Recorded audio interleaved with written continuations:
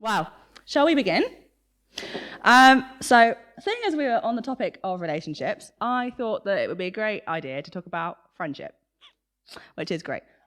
Because no matter if we are married, if we are single, if we are young, if we are older, even if we're an introvert or an extrovert, we all need friends, right?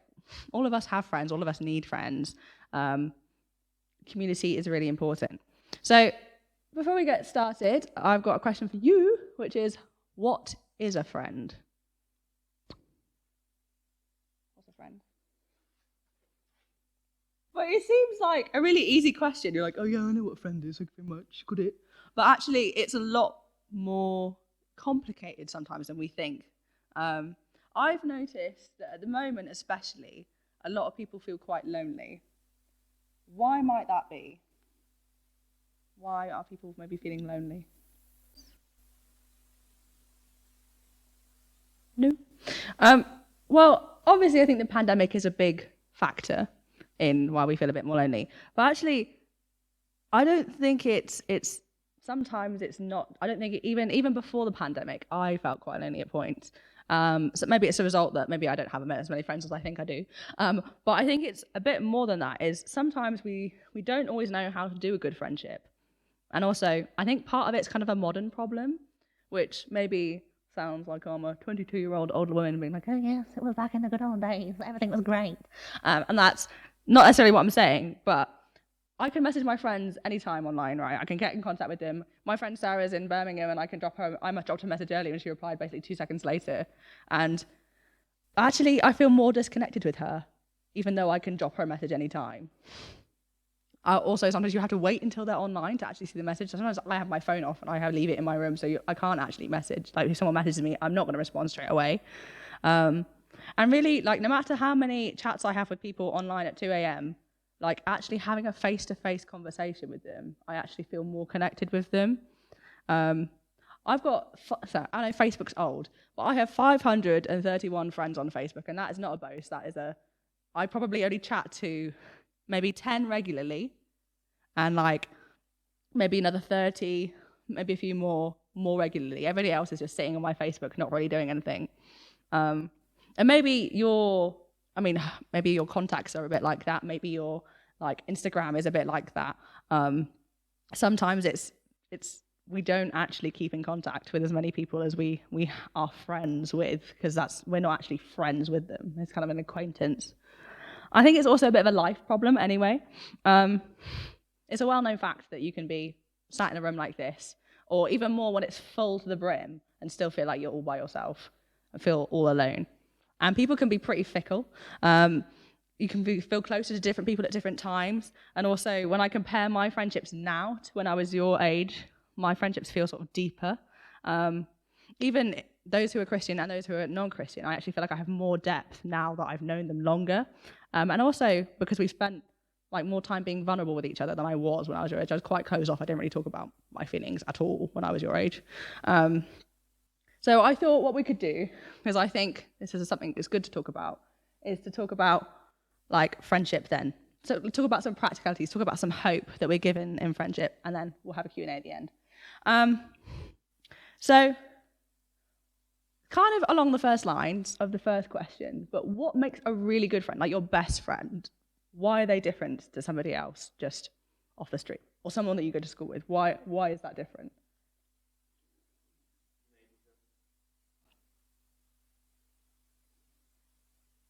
I mean, my best friends I've known for like 3 years now, so maybe like time is another factor.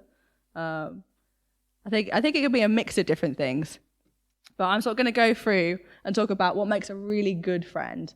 Not just a best friend, but just anyway, what like a good friendship will look like.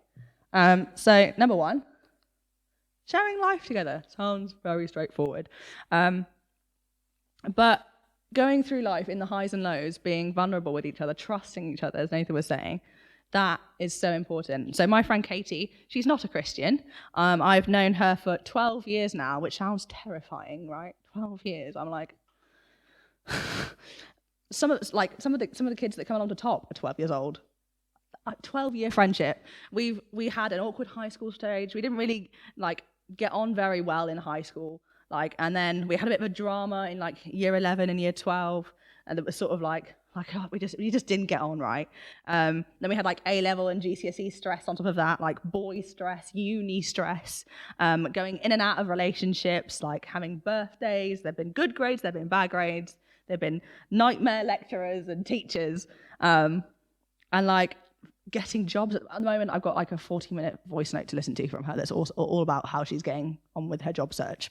So, but it's not just time. So yes, that time has meant that those 12 years have meant that means I've got that real foundation with her.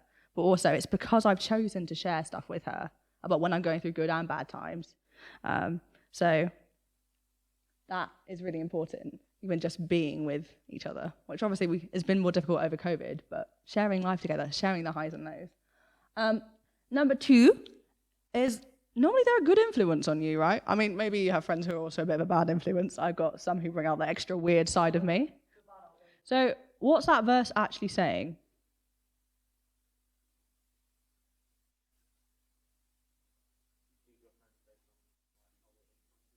Yeah. Yeah, it's important to work out how our friends influence us. And I'm not saying that means that we don't spend time with any non-Christians or we don't spend time with anyone who drinks or whatever. But I think it's worth thinking about if your friendships are pulling you away from your faith or if they're kind of helping it or just neutral. So as I said with my friend Katie, she's not a Christian, and she goes clubbing, she goes drinking. Occasionally I've gone along with her, but she's always been a good influence on me. And even in stuff that's been going on, she's been I know that your faith is a really big deal to you, so have you prayed about it or have you spoken to somebody at your church about it? And she's not a Christian, but she supports me really well in that. And there have been some other people who have been a really bad influence, and I've had to distance myself from them because I know that they're just going to pull me down a path that is really not helpful. So it's kind of thinking about, are these people helpful to our faith? Are they a good influence on us? We need to choose our friends carefully. And then thirdly, they're intentional. So there's 2 things that I'm going to talk about: being built up and being full of love, and that's kind of the intentional part of our friendship. Sorry about frog in my throat. We kind of need to intentionally make effort to check in on our friends. If we wouldn't be if I wanted to continue a friendship or a youth kids friendship with you guys, if I stopped talking to you, I wouldn't be making any difference. I wouldn't know how you're doing. We wouldn't have any relationship anymore because I wouldn't be checking up on you, and so I don't know anything that's going on in life. And so actually, sometimes we miss that people aren't okay if we don't check up on them. Relationships are also 2 ways. We need to check on our friends, even if they don't always check on us. And sometimes they also need to take the step up and check on us as well, because it's 2 ways, isn't it? So firstly, we should be building each other up. 1 Thessalonians 5:11, what does it say?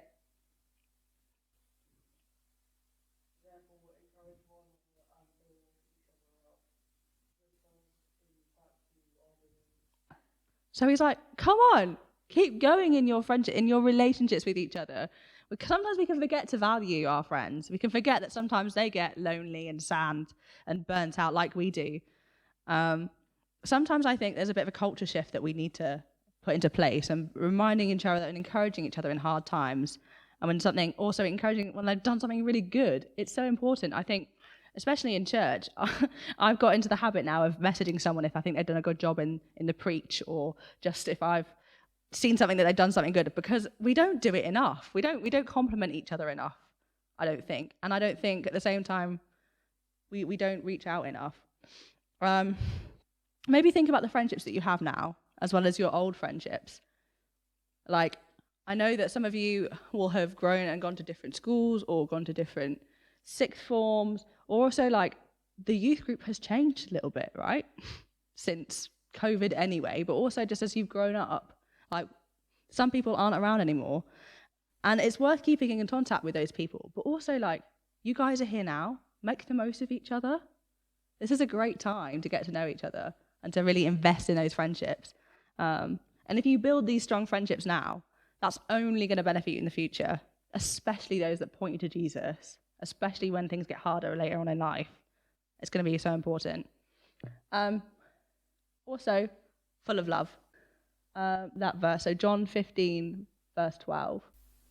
Yeah, so basically, what's being said is, Jesus is talking here, and he's saying, love each other as I've loved you. That means laying down your life for your friends. That sounds terrifying. I don't know about you, like I'm just going to stand in front of someone who's shooting at you.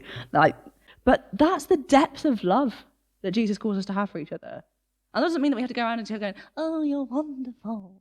Or it doesn't mean that we have to be disgusting and sickly like some couples can be. But it means that we should really, really care about each other. We're created to be in community, so we need to be loving each other. What an example of love is this? Do we love our friends that way? And does that come out in how we do the everyday with them, in how we listen to them, how we maybe help them out if they've got a problem, how we save a seat for them on the bus? Even if we don't feel like it, even if we're feeling miserable or we just rather do something else, do we show our love for them in the everyday? We were looking at Colossians, and there was a verse there that was Paul was like, I have not stopped praying for you. And I was like, flip. I've stopped praying for my friends at points. I can't say that I've not stopped praying for my friends or even for you guys. I was like, that is such a challenge to pray for our friends regularly, for things going on for their faith, whether they're a Christian or non-Christian. Can someone read out the Proverbs verse for me? So Proverbs 27, 5-6. What does that mean?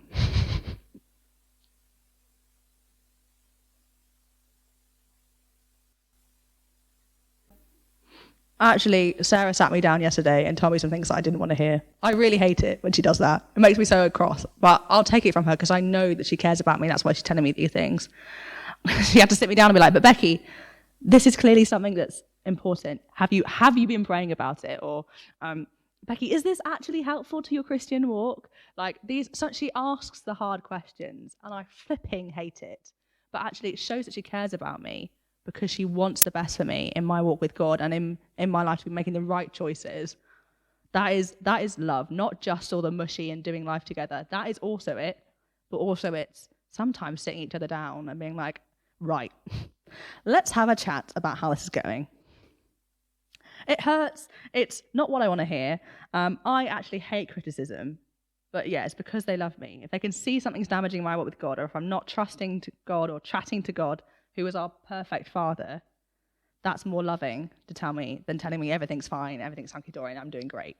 I think I've told this story before. I might have told this story before, but so for a few years ago, for a friend's birthday, we went and stayed at this old house with just a few of us, and we decided to play hide and seek in the dark, basically, which of course, so much fun. But as we were being fun, we sort of made it into a game. So the safe area was on the stairs. And so anyone who'd been found had to go walk back to the stairs. But everything was in the dark, of course. But the people who were sat on the stairs had their torches out on their phones and were like, come over here. Look, we're over here. That's kind of what it's like when we're talking to our friends and being like, look, we know, we've seen the light. We're over here. We're safe. Come over here. We'll show you where you're going to make sure that you can make it back. That's kind of what friendship is being like, look, pointing to our torches on our phones to Jesus and being like, look, this is the way back. Maybe that's a really weird illustration, but I think it kind of exemplifies what I'm talking about here. Yeah. Fourthly, I think we're on now. Ultimately, friendships are of God, because that's what God created. He created family. God is love. That's one of his descriptions in the Bible. We're created to live in community. Back in Genesis, where God's like, it's not good for man to be alone. Of course, he was talking about that he needed Eve, he needed a helper. But also, he tells them, go and multiply. We talk about the body of Christ as the imagery, as the fact that we are all like a family together, that we are all different parts of one body. We are a family. And being a brother or sister to somebody, or a parent or a child, means that you have a deep relationship with them, right? Deeper than just shared interests, or if you just get on well, or convenience, or anything like that. And we're united by shared hope, shared identity in God. And so that's kind of what Paul calls us to live out here. So we've read this bit in Colossians already, but I'm going to get you to read it out again. Can somebody read that out for me? So Colossians 3:12-14.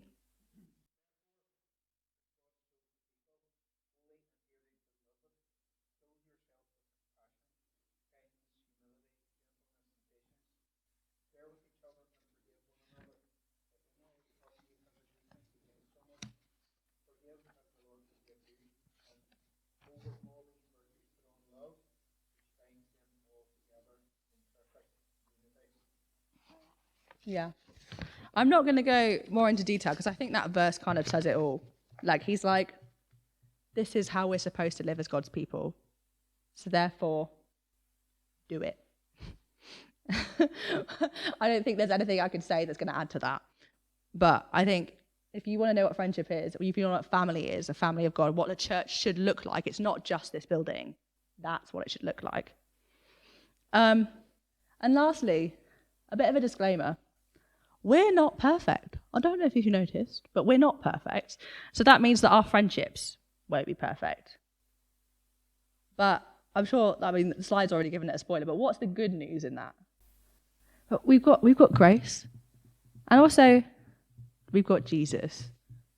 Like, Jesus is the one who gives us hope for friendship because it means two things. Grace. We're all sinners saved by grace. We're not going to have it sorted completely all the time. Friendship isn't always a bed of roses. It's always like great. Sometimes we have to forgive each other. I've fallen out with a couple of my friends a few times. And that's part of friendship because we're not perfect. I had a massive falling out with one of my really close friends because we are rubbish at communicating about our feelings and how the other person has hurt us. And we just sat there going, I don't like you, without actually saying anything. You have to communicate this. Grace is so important in friendship. And obviously we're given that through Jesus. But also, he's our best friend. More than your actual best friend. Like, he's the one ultimate friend. When friends mess up, when we mess up, we know that he never messes up. That he's there when our friends aren't there. When we're sat and it's 3:00 in the morning and no one's picking up and we're just feeling really rubbish, that we can call out to him. He's the one who understands even when our friends are like, I have no idea what you're going through. He's been through so much pain and suffering. He knows what it's like and he cares. He cares so much that he died on the cross for us. Even when our friends have not. You might have heard the phrase, like, we've got a friend in Jesus. Why do we have a friend in Jesus? Like, why do we know that that's a thing that we have? Is he our friend? Yeah, he is, and we know this because not only are but we've just seen that he's the one who's always there. Like, we're supposed to call on him, but also, have I got it? Oh, I have not got it. Wow, well done, Becky. In Exodus 33 verse 11, Moses speaks to God like a friend. Like, it literally says that in the Bible. He speaks to God like a friend. You might have heard that Jesus is called the friend of sinners at various points. And like Moses, we have this special relationship with God because of what Jesus did on the cross. He is our ultimate friend. What a friend we have in Jesus. He's better than anything else this world could offer. Like, I love Sarah a lot, but she's not Jesus, and he is my one ultimate friend. And he has more power than she does too. In conclusion, share your life together. Make sure your friends have a good influence on you. Be intentional. Love and challenge go hand in hand.